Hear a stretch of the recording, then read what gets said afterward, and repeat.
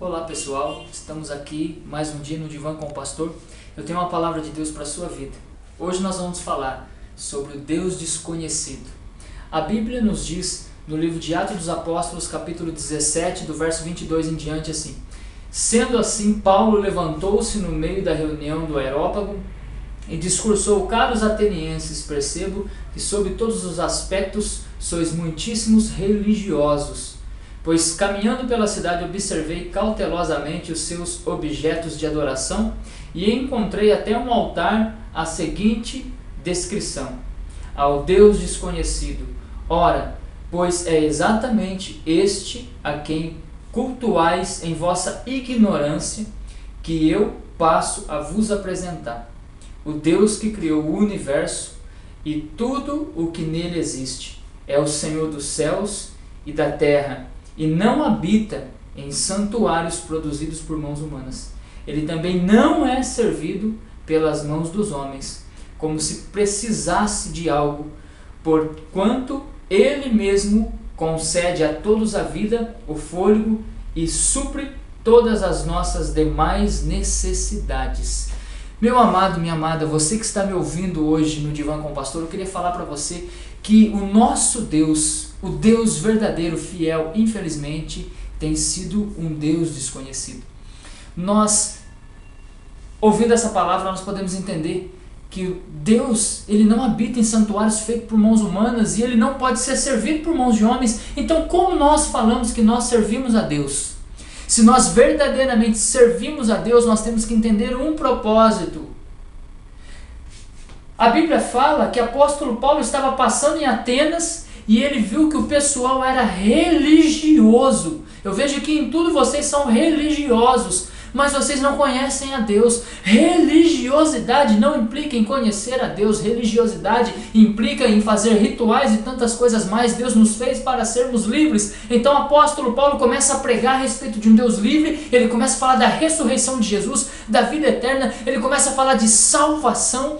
Então as pessoas começam a ficar curiosas, querendo saber quem é esse Jesus. Então ele é chamado a anunciar as palavras no meio do Areópago. Quando ele está no Areópago, ele se levanta e fala: em tudo vi que vocês são religiosos, e vi também que tem um altar, e neste altar está escrito ao Deus desconhecido.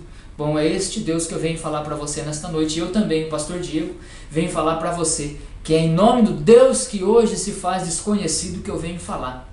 Este Deus não pode habitar em templos feitos por homens. Ele é maior do que o templo. Ele não habita em templos porque ele é maior do que os templos. E ele não pode de maneira nenhuma ser servido por mãos de homens como se necessitasse de alguma coisa. Porque o Deus que eu sirvo, meus irmãos, ele não precisa de nada, ele já tem tudo. Ele é o Criador do universo, dos céus e da terra e de tudo mais que existe. Então ele não precisa de mim, nem da minha ajuda. Então como assim eu posso servir a Deus?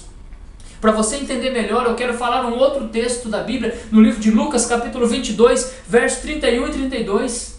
Quando Pedro está junto com Jesus, e Jesus disse assim para Pedro: Pedro, nesta noite Satanás pediu para peneirar você como peneira o trigo. Mas eu digo para você, fortalece. O dia em que você se converter, fortalece os teus irmãos. O dia que você se converter, fortaleça os teus irmãos. Um pouquinho antes, Pedro havia falado para Jesus: eu estou pronto para ir preso contigo. E Jesus mudou o foco. Pedro chega para Jesus e fala para Jesus: eu estou pronto para ir com você até a cruz.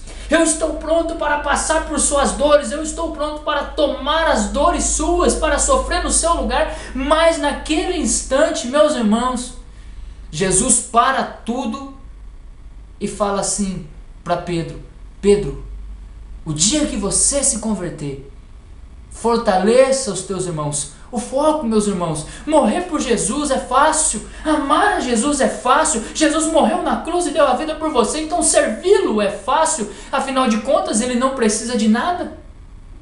Eu quero ver ter peito para ser igual a Cristo. Jesus morreu na cruz para salvar pecadores. A verdadeira conversão, O verdadeiro Deus nos ensina a amarmos os pecadores, por isso eu te convido a amar os pecadores. Um dia em que nós nos convertermos de verdade, nós vamos fortalecer os nossos irmãos, não criticá-los, não julgá-los. O dia em que nós nos convertermos de verdade, nós vamos amar os pecadores, nós vamos servir o povo. A igreja foi feita para servir. A Bíblia nos diz que Jesus perguntou para os seus discípulos quem é o maior. Aquele que se assenta na mesa para ser servido ou o que serve?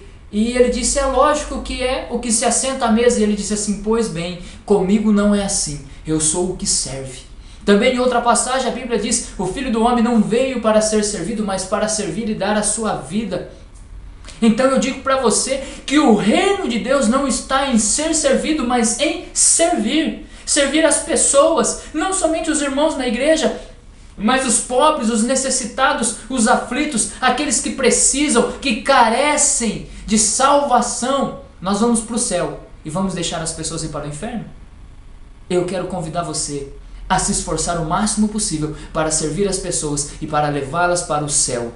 Esta é a mensagem de hoje. Eu oro para que o Espírito Santo de Deus toque no seu coração, toque na sua vida, para que você conheça esse Deus desconhecido e que a sua vida a partir de hoje seja uma vida frutífera, cheia do Espírito Santo de Deus, e que você esteja disposto a dar a sua vida pelos pecadores, por aqueles que carecem de salvação.